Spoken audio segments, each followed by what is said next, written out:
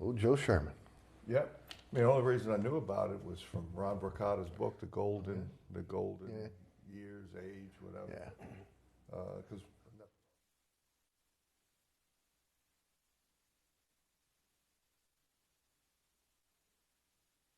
Inside New Orleans Sports with Eric Asher is underwritten by... Located on Lake Pontchartrain, Brisbee's Lakefront Restaurant and Bar offers traditional West End favorites, a scenic view, oysters, and numerous tasty options. More information is available at 504-304-4125 or brisbeesrestaurant.com. Mr. Ed's Oyster Bar and Fish House has been shucking here since 1979. Located at 3117 21st Street in Metairie, Mr. Ed's Oyster Bar and Fish House offers raw, fried, and grilled oysters as well as a range of Cajun and Creole dishes. Enjoy a dozen with a smile.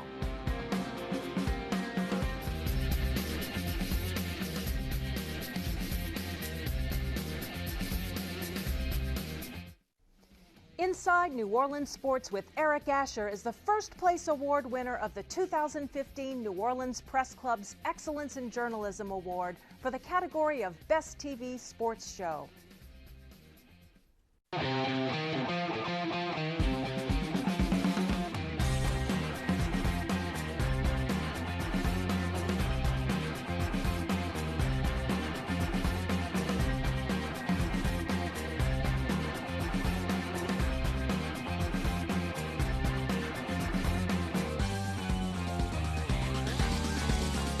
Good evening, New Orleans, and welcome to Inside New Orleans Sports. I'm your host, Eric Asher. Over the next hour, we'll cover all the home teams.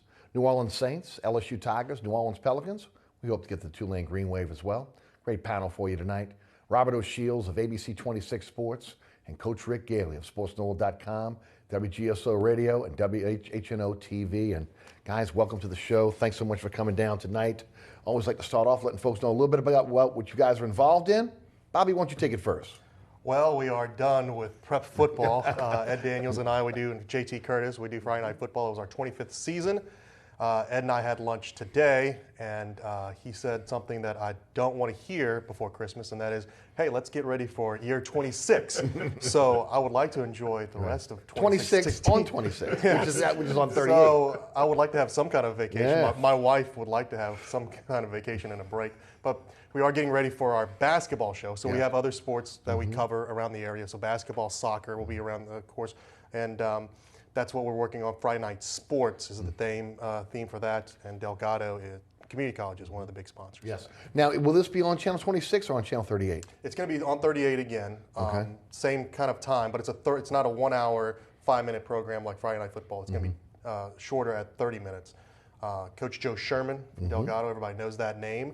And Ed Daniels will break down softball, baseball, and then we'll have some other coaches from around the area to cover sports, soccer, and the other sports as well. Great deal. Coach, you slept at the Dome last weekend, didn't you? Yes, it did. Yes, it did. It was a great weekend with the Louisiana Football Coaches Association and our clinic. Ed Ogeron was the headliner, but we had several high school and college coaches talk about preparing for the next season. That's the thing, just like they do and Ed does. When one season's over, it just means it's the start of the next one. And then Friday, the original with Ken Trahan. We did the full show from the Superdome. So that's his 22nd year. And both Ken and Ed, who grew up together, best friends, of course, they were both told that there's no way those programs could possibly work in New Orleans. Of course, those people were not from New Orleans. Right. So just, it's so fortunate to work with them. And WHNO with Renee Nato, Prep Recruiting Inside. And I just wrote an article today on Matt Canada and what LSU fans can expect after looking at some video of Pittsburgh from last year. And the longest running sports radio show in the city of New Orleans every Saturday morning? 3 tailgaters. I hold up the tailgate so those two could expound on problems of the world from 10 to 12. Very fortunate to work with that. Been so fortunate to work with great people. And this is the first time I get to work on the same side of the camera with Bobby O. We talk all the time. This is the first time we're doing it in front of everybody here. There you go. Exactly. Fantastic. So much fun to be with great Guys, people. let's start off talking about a kid that was kind of overlooked by LSU, And now it looks like everybody wants to jump into the party here. Is it Keaton Thompson out of Landry Walker? I'm telling you, I'm not a guy that follows high school football closely. Right. But this guy is on fire. I mean, you're hearing national recruiters talking about how great this kid is. West Monroe coach said that best quarterback he's played in 30 years. That's saying a lot. You guys have covered him all season long. He's a Mississippi State commit. LSU would like to try to get back in on the kid. Bobby, why don't you take it first? Tell us a little bit about him. Keaton Thompson. I mean, we thought Leonard Fournette was someone to watch here in the New Orleans area, but Keaton Thompson was a gem. And I think one of the plays that sticks out in my mind was the first half of the state championship game. He came out, he rolled out, and three guys were all over him, covered him. And then you're watching it on TV late at night, and you think he's sacked. No, he threw the ball, perfect spiral into the end zone for the touchdown. That's just how great of an athlete he is. He is our Friday Night Football Player of the Year. And I remember interviewing him at practice, and he told me that the guy that he would like to become is Dak Prescott. Dak Prescott went to Mississippi State. Now he's doing wonders in Dallas. And that's an amazing when he says that he's trying to be like Dak, because the way that Dak went from nobody to who is this guy to now everybody's talking to him, and now him and Ezekiel Elliott are trying to battle out who's going to be the rookie of the year in the NFL. Yes. That's amazing. And his demeanor off the field, yes sir, no sir, thank you sir, and all that is just unbelievable, just to see that is a true athlete and a gentleman. And then you're one of those guys you hope and pray and root for to get the best and to be the best, and then you can say, hey, I remember covering him, I remember seeing him in New Orleans. That's what kind of player he is. Coach, you got to know him a little bit as well, don't you? Yes, indeed. We got a heads up on him his sophomore year when he was splitting time at quarterback. Had him on with us on prep recruiting inside. A very impressive young man. And he's continued to grow and develop each year. Became a full-time starter his junior year and is now a dominant player. He's 6'5". He is 6'5". That's not program height. He is 225. You cannot tackle him. He's remarkable. I've seen him live this year against Everett, a great defense, against Destrehan, a great defense, and West Monroe, a great defense. Easily the most dominant player on the field, not just with his running, but his throwing ability and his ability to spread the ball around. Like I said, 6'5", 225, 4.0 student. Extraordinarily well raised. Very polite. In fact, LSU's biggest problem is that he's going to be such an honorable person. He may not go back on his commitment to Mississippi State because he is just absolutely that kind of person. When we were doing the Three Tailgaters 2 weeks ago after he beat Destrehan in the semifinals, Ed Daniels is texting Bebe Ogeron on one phone, and Ken is talking to Charlie Baglio on the other phone. And I'm hollering, Baglio, whoever rejected him ought to get fired. So he said, well, here, you tell him. He says, I said, Charlie, I'm telling you, this is the best quarterback I've seen in this area because of some of the throws that he was making, especially the seam type routes. Right. A lot of similarities in their offense to what the Saints do with the vertical game. And he goes, well, look, Brim, Cam Cameron rejected, said he had a funny throwing motion. I said, well, it doesn't look funny to me because the ball comes out like a laser. So you better try to get back on it.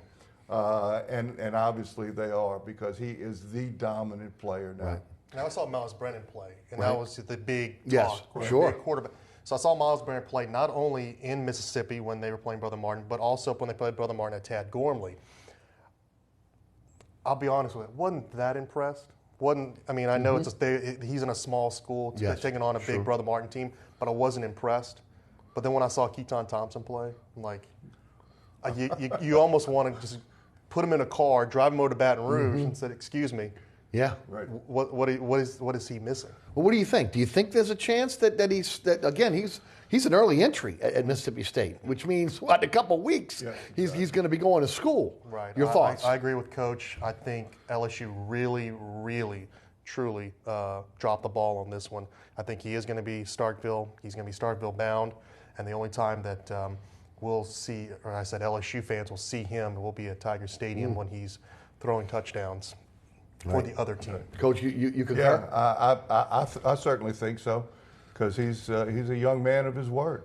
And just an exceptional person. After they beat Destrehan, he went out and after he interviewed with us, he went out and sought out Steve Robichaux, the head coach of Destrehan, to thank him for the opportunity of playing against his team. What a class act. I mean, how often does that happen? It renews your faith in the young people of America. Yes, there is hope for this country because of people like Keaton Thompson. Let's hope Coach O can do his magic. Obviously, one of the great recruiters in the history of college football. One of the reasons why he's become the LSU head coach.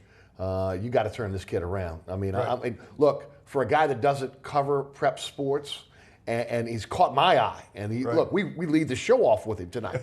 So I mean, that's got to tell you something about again what this kid has really turned a lot of heads. Speaking of LSU, Lane Kiffin backtracked on a, I guess, behind the scenes commitment to the Tigers. Takes the job at Florida Atlantic University. Matt Canada is the new offensive coordinator at LSU. Bobby O, your thoughts? I didn't really see Lane Kiffin coming to LSU. I think Lane Kiffin is built somehow mechanically as a head coach. Talking to my friends from Tuscaloosa, yes, I am from the state of Alabama. Didn't go to Alabama. I went to a Sun Belt school that will be facing Lane Kiffin and Troy. They will face FAU. But talking to them, he's a guy that likes to talk. And Nick Saban has that rule that coordinators do not talk until the first media day, the very first part of the season. And I think he's now done this viral thing where he takes his visor off and gives it to either an Alabama fan, or we saw, I think, recently to an LSU fan. That's his kind of way of talking.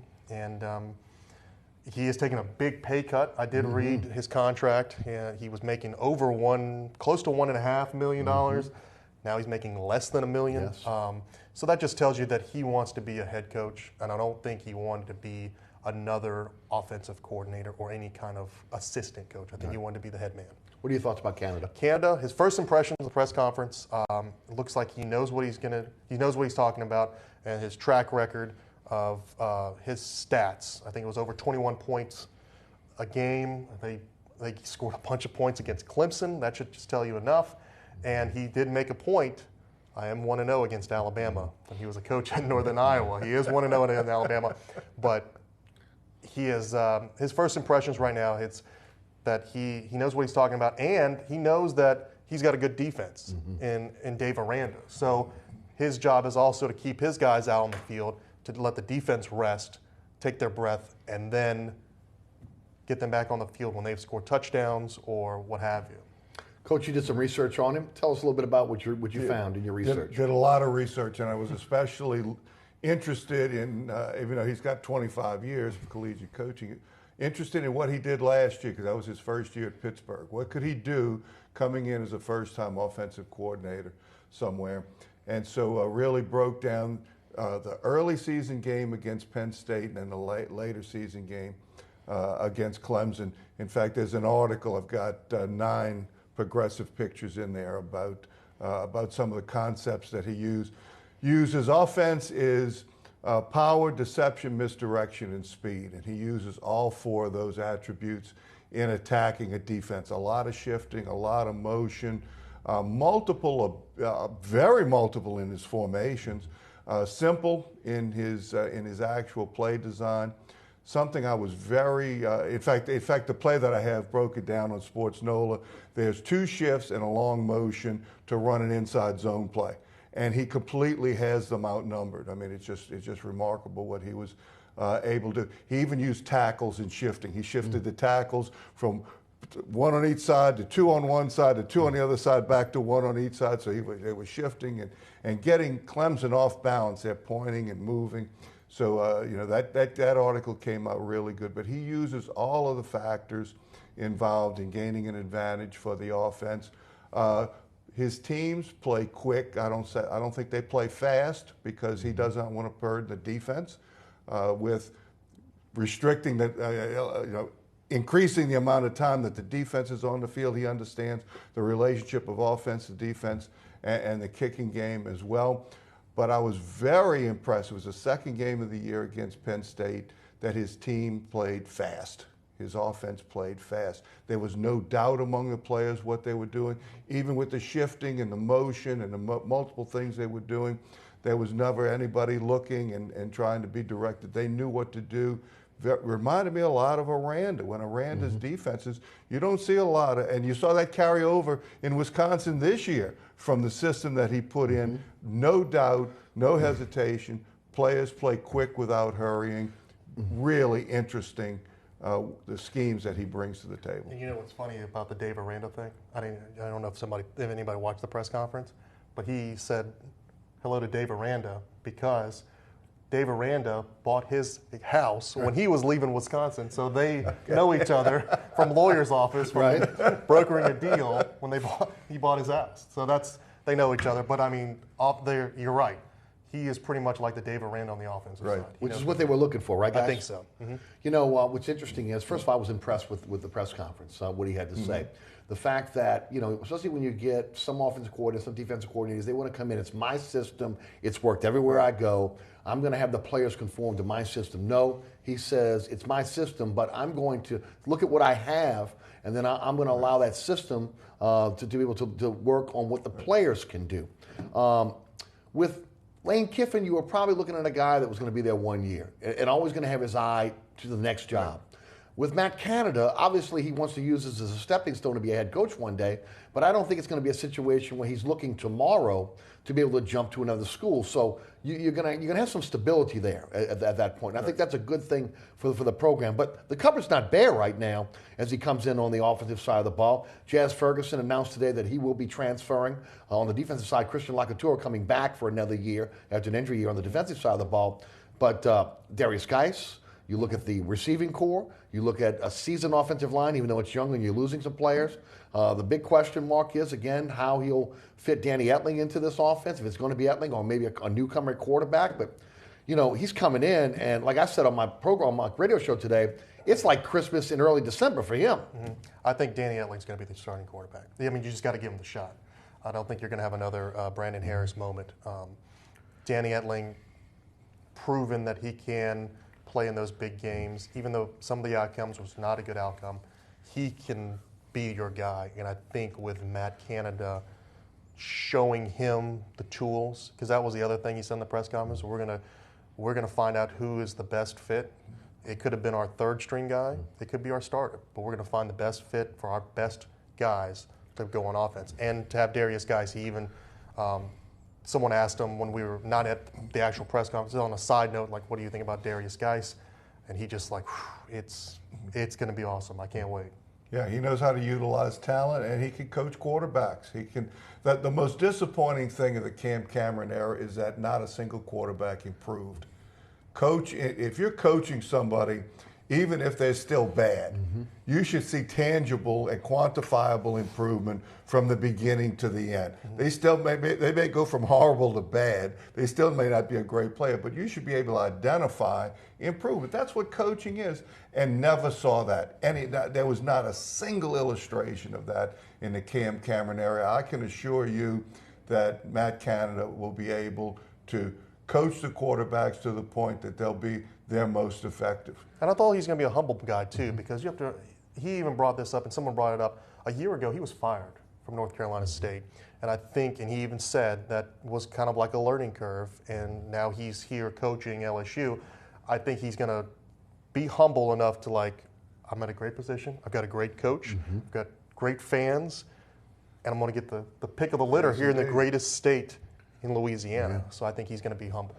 You know, Bobby, and I think Coach hit on it, he's going to be judged by how he develops quarterbacks. Right. There's no doubt about that. Right. It's been a desert in terms of quarterback development at LSU for a long time now. And that still blows my mind. Yeah. And I mean, blows that my to me mind. is, look, they've been able to get the skill position players. I mean, receivers, tight ends, running backs, even though Coach O says he wants 5-star instead of 4-star linemen, it's been the quarterback position. It's been the Achilles heel for this team, and that's what they're looking for. They're looking for someone that can develop quarterbacks. Right. Once again, it blows my mind that the state of Louisiana. Right. We just talked about him at the beginning. Keaton Thompson. How do you let that guy go? Can you imagine him in purple and gold? Can you imagine him? I'm trying to imagine it right now. Right. Yeah. Right. Yeah, because he'd have a chance to play next year. Right. Next year. Next year. There's absolutely no doubt in my mind, because in this system, the quarterback is not going to have to win the game. It's get the ball to the right guy, and your reads are going to be very definitive. He could teach progressions. It's not drop back and go find 1 out of 5 people. I mean, it's amazing how he's been able to take players in the past and been able to school them in such a way that they know who to get the football to without any hesitation. He would be able, without a doubt, no doubt in my mind, to compete for the starting quarterback position at LSU. It's going to be a tougher job for him to play at Mississippi State with who they have now than to go to LSU and compete against Danny Etling. Right. Guys, both you guys cover recruiting extensively. There's been some commitments that have wavered at LSU lately, not knowing the situation with the offensive coordinator. Coach O, obviously known as a great recruiter. Rubber hits the road right now. You've got to be able to get those guys back in the fold, those that you can. And then you got to start again, if you haven't already started, lobbying those juniors to come back so that you can have a solid base for a senior class. Bobby, your thoughts. This is really a tough time. Coaches have been in these recruits' ear now for a few weeks saying, they're kind of in flux there. There's no stability. What are your thoughts? I think they got to be like salesmen. They got to just constantly, just like these people that call my cell phone. Do I want to change my carrier? No, I don't. I don't want to do it. Stop calling me. I'm pressing 7 to get you off the list. But they do need to call them. And I think Loyola Narcisse is another guy. Yes. He committed. He was a Tiger through and through, and then just recently he's not. Get on that phone and just hound him. And that's an athlete. We didn't talk about him because we were talking about Keaton, but that's another athlete, quarterback position, or you can use him as something else. He's he's a specimen to watch as well. When he is healthy, I know he was out, but when he is healthy, he is something to watch. ACL injury, right? Right. Yeah, one in each knee. Right. In 2 different years. How do you think that affects him, Coach? With today's medicine, not much. In fact, he's going to be an early enrollee at Wells as well. Did such a remarkable job rehabbing.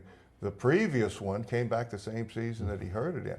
That prospect is there, and that's what's been really difficult for the family, because there was the big flux time where Ogeron said he wanted a pro-style quarterback, and then 2 weeks later said, no, we need a different, we need the dual threat type of quarterback. And his brother played for me, Jarrell Narcisse, who ended up going to McNeese. And I'm going to be talking to him in the next couple of days, because all of a sudden, opening things back up again, because Auburn would look like an ideal situation for what they're doing. So he would like to go to LSU. I'm thinking, like most people around here, would like to have that. But Auburn got in on him early, and he committed to them early because his skill set really fits in well with what those Tigers do. Right. First time I had an opportunity to have both you guys on the show and to talk about Coach O. Your thoughts about the hiring of Coach O, the process? Kind of break it down for us. I mean, the hiring, you have to see what he's done at USC when he was the interim head coach. He brought that program up. Lane Kiffin was the guy that he replaced. Then he comes here, he replaces Les Miles. And it's funny because after the Texas A&M game, I actually talked to Coach O and I said, it's funny to see the progression of you from when you were at Mandeville High School watching your sons practice, sitting by yourself in those wooden bleachers of the practice field, coming to talk to me and Ed about just any high school in general. And we asked him, do you want to come back to coaching? He goes, depends on the job. And now he is the head coach. I think it's a good hire because of where he comes from. And when I say where he comes from the state of Louisiana. He knows the state of Louisiana. He's got that recruiting bedrock, and everybody knows Coach O. I mean, we were at Destrehan, we were outside of Destrehan, we can't be in the school, but he was there. We interviewed him. and it was like traffic almost stopped because people knew who he was and people were taking pictures. We got people on video wanting a picture with him. That's all, or the new autograph, which is the selfie, and that's it. And he's going to be great with fans, but he's also going to be great with the recruits, and he can definitely talk you off of a tree when you need to be. Right. You've had a relationship with Coach Orgeron for a long time. Yes, I'm not objective about Bebe. It's only recently he's become Coach O, by the way.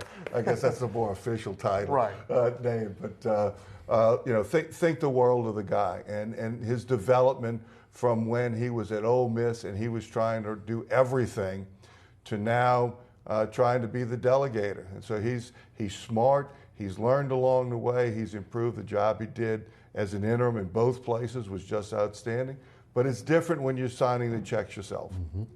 And the big question is going to be, can he delegate without delegating too much? Because it's whether he delegates or not, he's still responsible for what happens, and he'll have no problem taking the responsibility. But can he tell coaches no? And that's why I was happy in a sense that Lane Kiffin didn't come. Lane Kiffin, all men need somebody that could tell them no, but especially Lane Kiffin. He was better with Saban than with anybody else because Saban would have his discussions sometimes in a public forum to make sure that Lane Kiffin kept his ball on the lane. And for those people who are interested in Lane Kiffin at all, go back and YouTube Al Davis's firing meeting with the PowerPoint. He had Lane Kiffin right when everybody else thought that Al Davis had lost it. Right. Yeah. And I think Matt Canada will not be leaving LSU to take a Florida Atlantic job. Bobby April looks like he may be the special teams coordinator for LSU. He's going to be an analyst leading up to the bowl game. Your thoughts? Guy is, I think, is it mid-late 60s now? 63. 63? Yeah. I've met him a couple of times through Senior Bowls and with the Eagles and other teams, but I think just judging from afar, because I don't know him that well, I think he's a good fit. He seems like he can definitely steer that special teams in a good direction. But that's all I know is that little bit. But you know him very well. Yes. We started coaching together. I started at Chalmette in '74. Bobby came to us in '76 and '77. He was a defensive coordinator there, and I was the offensive coordinator. Then he went to be a GA at Southern Mississippi, came and coached at Tulane, hooked on with Larry Smith, and eventually wound up in the NFL. And when I communicated with him a couple of weeks ago, well, a little more than that, when Ed Orgeron got the job, about whether he was interested in going to LSU. He emphasized to me that he was retired. He would like to help LSU in any way possible. He has a house. He's had a house for a long time in Slidell, and he and Charlene, his wife, were looking forward to coming back and retiring. But Bobby's a coach with a capital C. It would not surprise me in the lead. It would surprise me if he went ahead and took a full-time job with him, because that means you're not commuting from Slidell. Even though Orgeron did do some commuting from Mandeville. Yes, he did. Okay? But he also spent several nights at Baton Rouge as well. So, it would not surprise me either way, because Bobby is a real coach's coach, enthusiastic, positive in the way that he handles things. It would be good for LSU. It's a matter of whether Bobby wants to do it or not, and whether he and Charlene want to make the commitment. And how about the recruiting end? A little bit different than the pros. Obviously, in the pros where, you're coaching, you may be involved in maybe looking at some free agents, but you're not out there probably recruiting those free agents, especially as a special teams coordinator. If he's a special teams coordinator, he's going to have an area of the state that's going to be his. He's going to have to recruit. Yeah. And he's extraordinary because once again, his background: Southern Miss, Tulane, Arizona, USC. And he's enthusiastic and positive as can be. So he would be exceptional at recruiting. Probably Tigers going to take on Louisville in the Citrus Bowl. A lot of people, look at the Citrus Bowl and they go, "Oh man, they were really hoping for the sugar." But this is a great matchup. This is really going to be one of the better bowl games, or should be on paper, that we'll have this year. It's going to be on our air, WGNO. I'm actually going to be leaving for Thursday, so I'll be giving live reports. yeah, it's going to be a good matchup. You have the Heisman Trophy winner. I mean, why not? Why not see if you can beat the Heisman Trophy winner? And the Citrus Bowl, when I was growing up as a kid, the Citrus Bowl was one of the elite bowls. And to be there, they should be happy. Now, the last time they were in Orlando, the field condition was very muddy. Yes. It was also on WGNO. I remember Ed and I, the pouring down rain, and I almost twisted my ankle because at that time they had natural grass, and it was just big mounds. It felt like we were climbing the Appalachian Mountains. And now it's artificial, it's all renovated, but it's a good bowl. Yes, the sugar, but when your past performances did not go that way, and you shouldn't be upset when you see Auburn playing Oklahoma because Auburn beat you. Yes. Right. So Sure. that's just given point. Citrus Bowl, don't be ashamed of the Citrus Bowl. Go down to Orlando, go see Mickey Mouse, and then see the Tigers. Absolutely. It would take very little to convince me. You got a lifetime pass. Yes, we do. We only have 3 trips planned for the first half of next year. So if Ed needs you to head down with Bobby O. Oh, yeah, if they slow down, I'm running right over. Going over there. As long as LSU's radio analyst doesn't give them a game plan to Louisville, that's the biggest thing right now. I mean, what a mess Louisville is. I mean, and I pulled for them all season, okay, because they were, I'm always for the, just a slightly above mid-major that was really making a jump. But what a mess that university is and the athletic director is. Oh, yeah, we got the information, but they really didn't run any of the play. Do you think we just fell off a turnip truck? But anyway, Bobby Petrino can really get his players to play, and they're going to come up with a really good effort. But I expect LSU will as well. So it's going to be fun to watch. Yeah, it's going to be a great test. Robert O'Shields of ABC 26 Sports, Rick Gailey of WGSO Radio, WHNO-TV, and SportsNola.com are our guests. I'm Eric Asher. I'm your host. You're watching Inside New Orleans Sports. We'll be right back after these messages.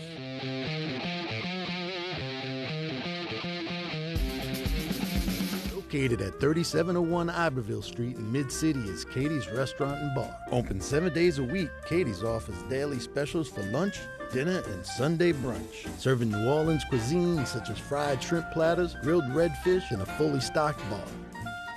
And don't forget about our expanded event seating and local entertainment. Featured on the Best of Food Network's diners, drive-ins, and dives, Katie's Restaurant and Bar. Amco Fence, locally owned and operated since 1976. Fully licensed and insured and a member of the BBB, Amco serves both residential and commercial customers. If you're looking to repair, replace, or install a fence for security or aesthetic reasons, Amco Fence supplies wooden, metal, chain link, vinyl, and ornamental or automatic gates. Amco aims to satisfy your fencing needs. Amco Fence, 504-468-9559 or AmcoFenceCompany.com. TikTok Cafe, located on Causeway South at the I-10 in Metairie, is open 24 hours a day, 7 days a week, 365 days a year. Our menu offers breakfast dishes like our Western omelet made from scratch biscuits, grits, egg sunny side up, and lunch specials like our homemade cheeseburgers with a side of golden brown fries. Don't forget about our weekday lunch special and that every Tuesday is steak night. TikTok Cafe, open 24/7 at Causeway South at the I-10 in Metairie. Welcome back to Inside New Orleans Sports, each and every Thursday night with our live broadcast right here on WLAE-TV. You can catch us on Friday night, 10 o'clock here on WLE, and don't forget statewide, Pelican Broadcasting. That is Friday night at 9 p.m. Rick Gailey of WGSO Radio, WHNO-TV, and SportsNola.com, along with Robert O'Shields of ABC 26, are our guests tonight. We'll be going to the phone lines in just a few minutes. We're going to turn to the Saints. Begrudgingly, we're going to turn to the Saints. Gosh. When we first started this program, it seemed like it was hard to get away from the Saints. Right. Now we're doing everything not to talk about the Saints. But guys, man, what a turnaround for really toward the negative. The most complete game of the season, as I mentioned last week on this program, 555 yards, 49 points against the Rams. It seemed to be more of a vendetta game against Greg Williams than anything else. Peyton animated on the sidelines, takes over the play calling. You think, wow, defense is playing better. Offense has really played well all season long. They've run the football effectively. and then the last couple weeks, no sense of urgency, lethargic effort out of this team. You would think, if I was a Saints fan, call Greg Williams. Can you be the defensive coordinator for the Falcons, for the Cardinals, and then for the Bucks? Please. That seemed like the only time that I saw the Saints of old, to be honest with you, when every phase and every aspect of the game was good. I was in San Diego, and they had to climb back to win that game. That wasn't the Saints that I remember covering. It's just so hard to point a finger. I mean, we get rid of defensive coordinators. Mm-hmm. Maybe that's the key. That wasn't the key. Now we're resting Drew Brees, I see, because he's at practice. I don't know. I don't know what else to say about this team. It's just you just bang your head, and now it's a coin flip. They'll win, lose, and then the top of all, the game against Tampa Bay, Christmas Eve. A lot of people were planning their Christmas Eve celebrations, my family included. We were going to go to late Mass, and now they said, no, 3:30 kick. A lot of people just banging their heads. I even tweeted out a nice little gif of a guy just, it's like, why are you doing this? Right. Why would you put us through this misery? So it's tough. Can I piggyback on that and say 11,000 tickets available now on the NFL's ticket exchange? 11,000 season ticket holders have said, no thanks.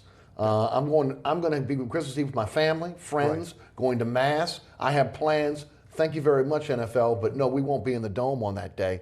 Look, the only problem with that is, and we've talked about it, Coach, on the radio show, when you have TV contracts for the Pelicans and Saints that again, pretty much pay the bills, when the state of Louisiana has turned the keys to the Smoothie King Center and the Mercedes-Benz Superdome over to Tom Benson, where he gets all those revenue streams, there is no motivation in a lot of cases to be able to win. And look, I know he probably wants to win, but there's no accountability on what's going on Airline Drive with either the Pelicans nor the Saints.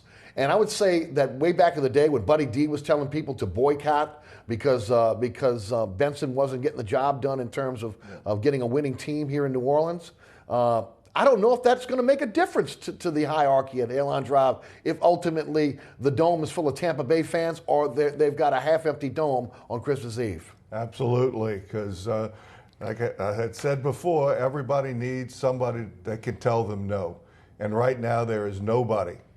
Mr. Benson is not in a position right now to tell anybody no. And he obviously not telling anybody no. And so you're free to do what you want to do. I think the last two losses have been different in the sense that it was an uninspired effort against the Lions. They just didn't play good enough against Tampa. You have two teams going in opposite directions. Tampa Bay's improving and have hit their stride right now. But still the Saints could beat them. That's how bad the league is, to tell you the truth. By making one more play. I mean, it's been offensively the last 2 weeks while the defense has improved. Curiously, in a sense, and I'll talk about the defense in a second, but the Saints' offense has really been off schedule. Offensive line's been beat up. When Max Unger doesn't play, you have very little chance. Lolito does a nice job of backing up, but you can't keep him in for any length of time. You're just not good enough at that position. Now Armstead is on injured reserve, but dropping passes that should be touchdown. Drew Brees pressing. Drew Brees not playing as well as he's supposed to. Defenses kind of getting back into what had been effective against the Saints early on. Softer coverages, trying to attack routes from depth and being able to move forward with that. So there's some carryover from one week to the other. The Rams were a pressure type of defense, a lot of man-to-man coverage. The Saints handled that much better than they do against zone coverages right now. But it's been a team effort, especially offensively. It's been curious that the Saints are improving defensively. Roman Harper had to play with the Vaccaro situation, had to play a lot more than he did previously, and did a nice job with it. Robertson goes out. Stephon Anthony, who's been the lost ant patrol, in my mind, we've talked about that several times, that he was out of position as a Sam backer that only plays 25% of the time. He comes back, plays 100% of the snaps at middle backer, and does a credible job as the leading tackler on the football team. Sure, he gets lost a couple of times, but overall played a very solid football game. When Robertson came here, he was a weak side linebacker at Cleveland. And in the early practices, when we'd see them at minicamp, he was playing the weak side linebacker because you didn't know if Donnell Ellaby was going to be able to play. And that's a key position. You've got to be able to adjust to positions. You've got to be able to play in space. You've got to be able to play inside. So I'm encouraged with Stephon Anthony, but then question marks keep coming up in my brain. Why hadn't you figured this out beforehand? Why did it take you so long to figure out that Andrus Peat had to be on the left side, that he could play guard or tackle, but only on the left side, quit moving the youngest guy around from place to place? And here you take a rookie, effective rookie at middle backer, and now you're going to put him on the strong side outside, which is a completely different position, not even there 3/4 of the time, and then take a will linebacker, try to make him a Mike. I've got some position evaluation concerns going forward. I'm not encouraged over the next 3 games, other than the fact, and I think it's good that Breeze is getting some physical time off in practice, because he needs a change up, because he'll work himself to death. I mean, if you give him the opportunity. So they probably had to force him, don't take a mental day off, take a physical day off, and let's see if maybe that bit of a change up can get you back in your groove. But the professional pride, I still have great belief that professional athletes, especially in football, take a lot of pride in their performance.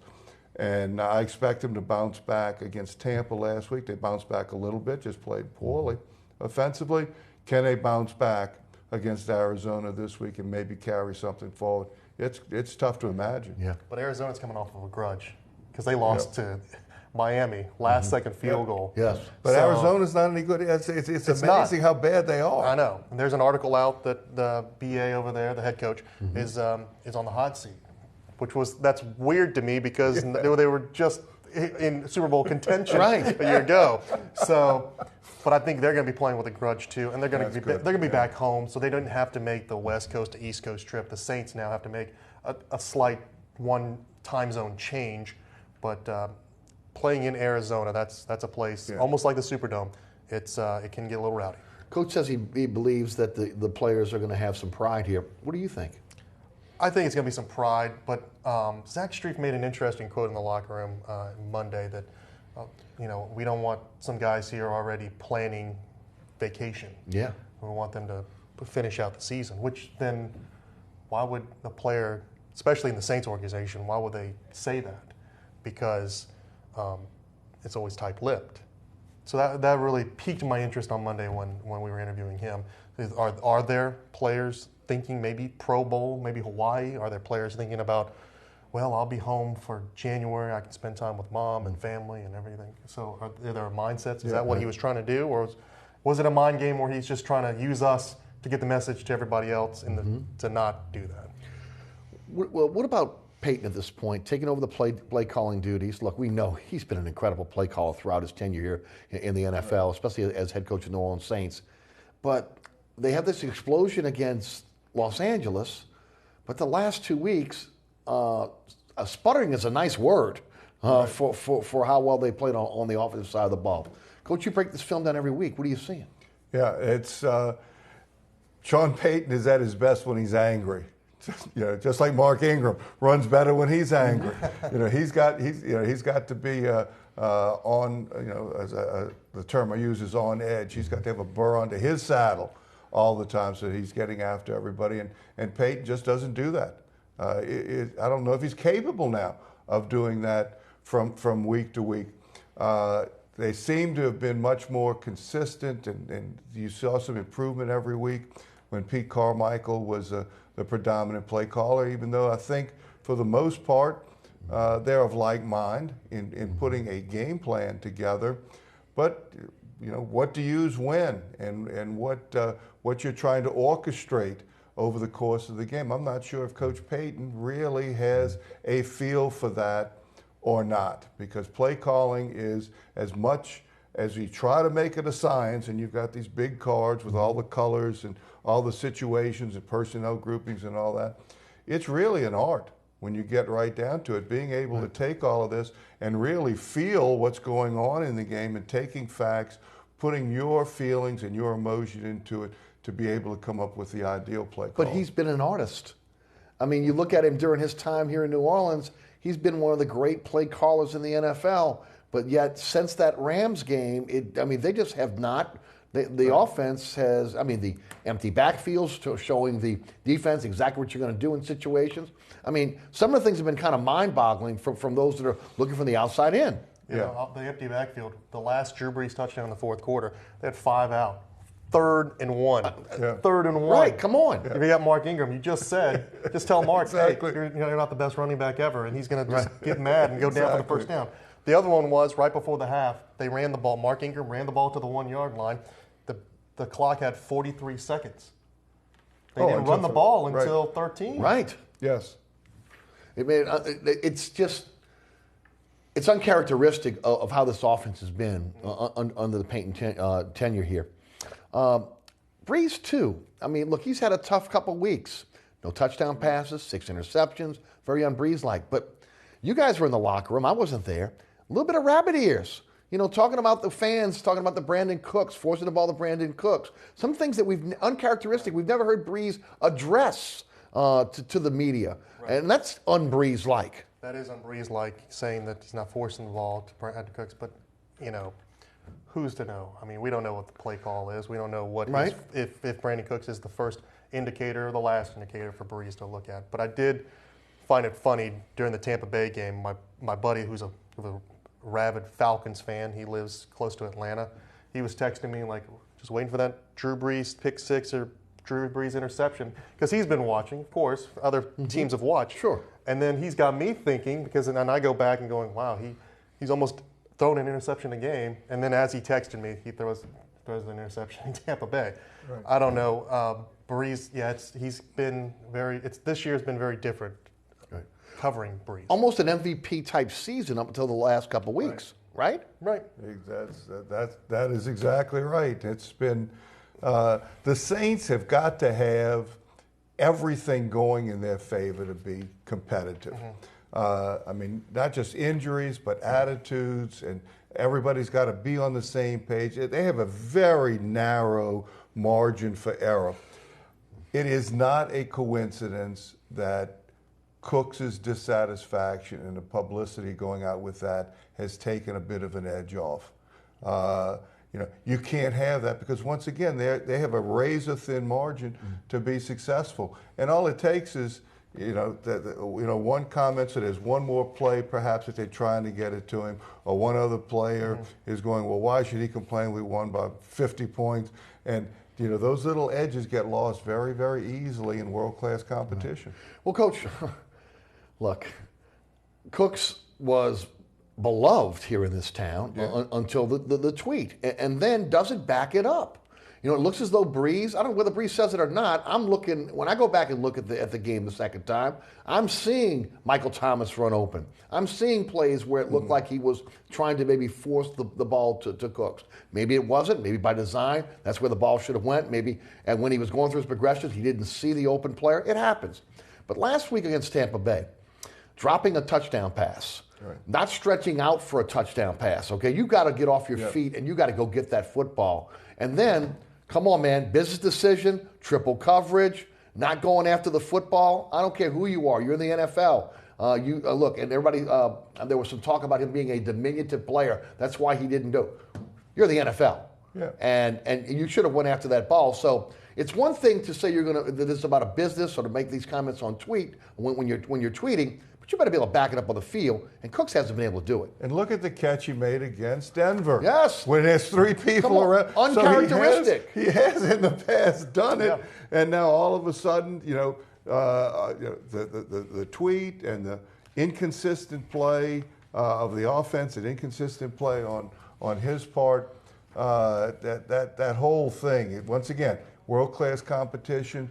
It doesn't take much. When they say short trip from penthouse to outhouse, well, from being a contender to a pretender to to being on vacation is a very, very short distance. And they took off. I think it took his touchdown celebration away from. Yeah. Which Well, kind of was it. like very like Jimmy Graham-esque. Can't dunk anymore now. Jimmy Graham.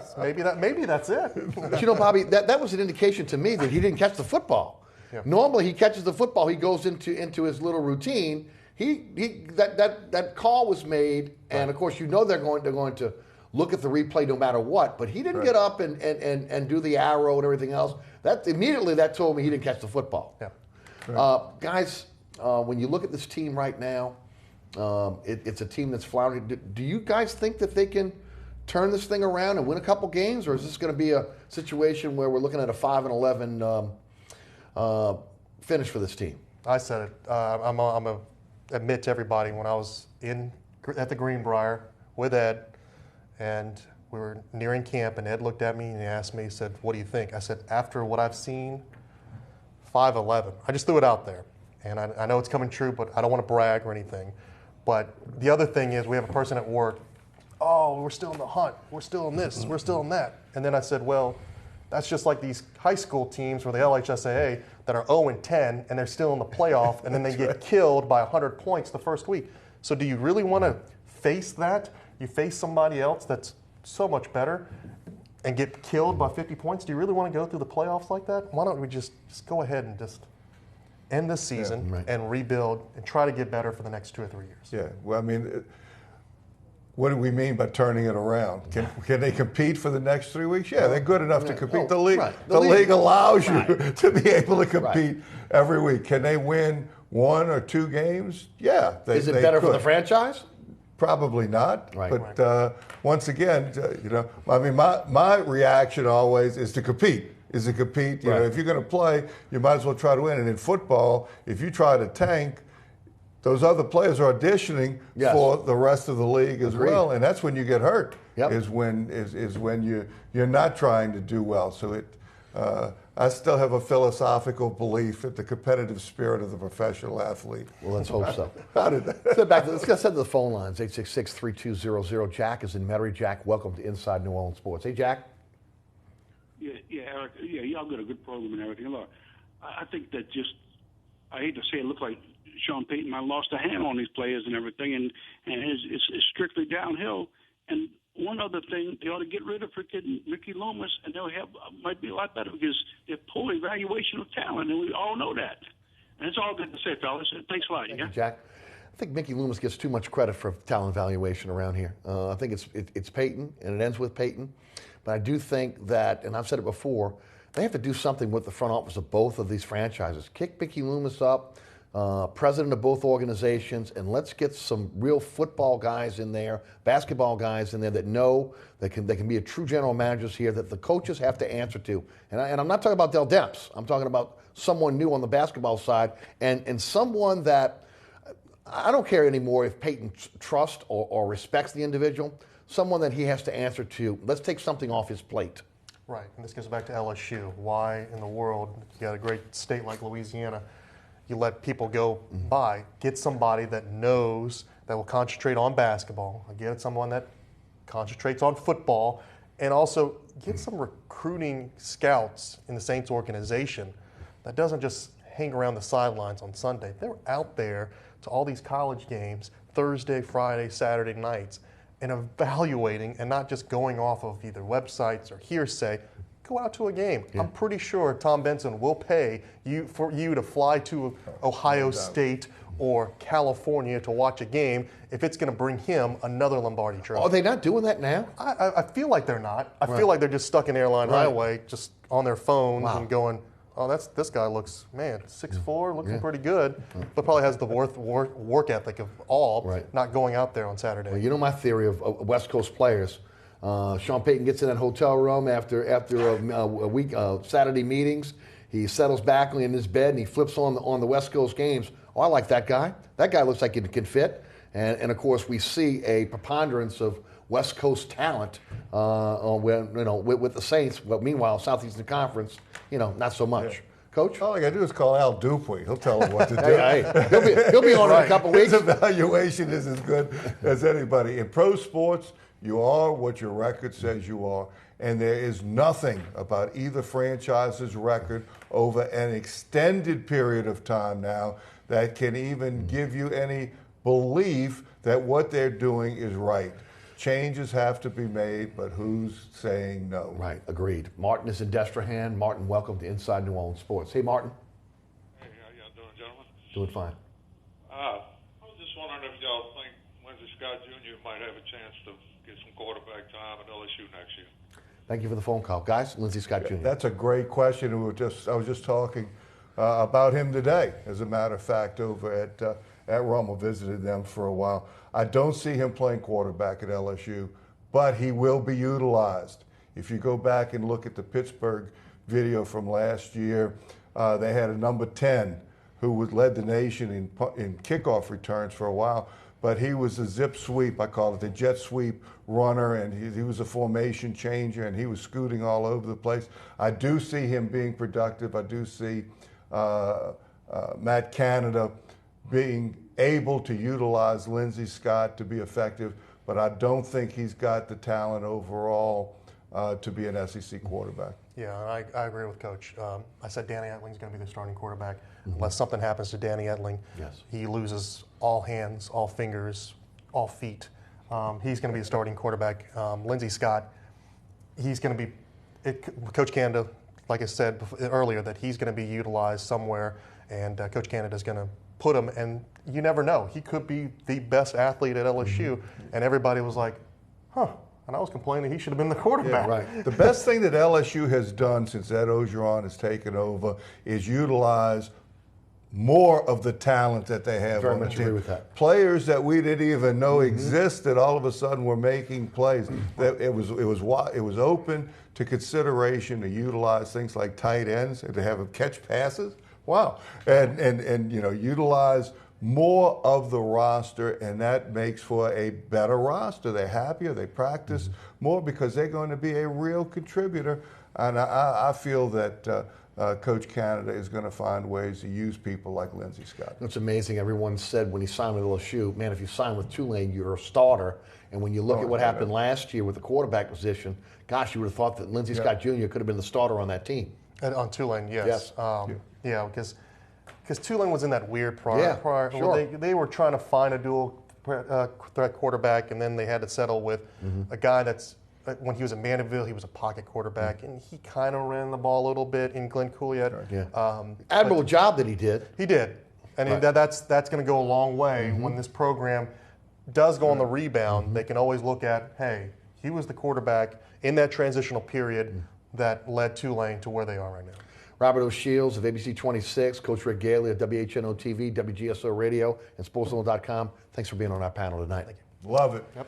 Thank you, Robert. Thanks so much for tuning in. Remember, there's a rebroadcast of this program each and every Friday night right here on WLAE at 10 p.m. Also statewide on Pelican Sports Television. That's 9 p.m. every Friday night.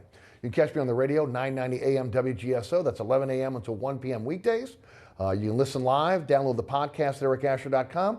Don't forget the TuneIn Radio app is a great way to take the show with you anywhere. It's a free download for your smartphone or tablet. Of course, every single episode of Inside New Orleans Sports can be seen at ericasher.com as well. Special thanks to our guest, Robert O'Shields, and also to Rick Gailey.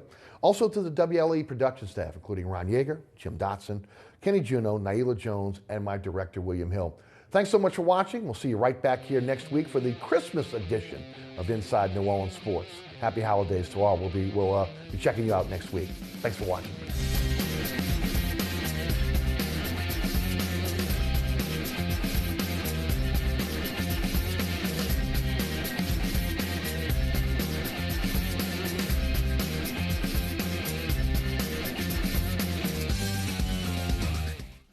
Inside New Orleans Sports with Eric Asher is the first place award winner of the 2015 New Orleans Press Club's Excellence in Journalism Award for the category of Best TV Sports Show.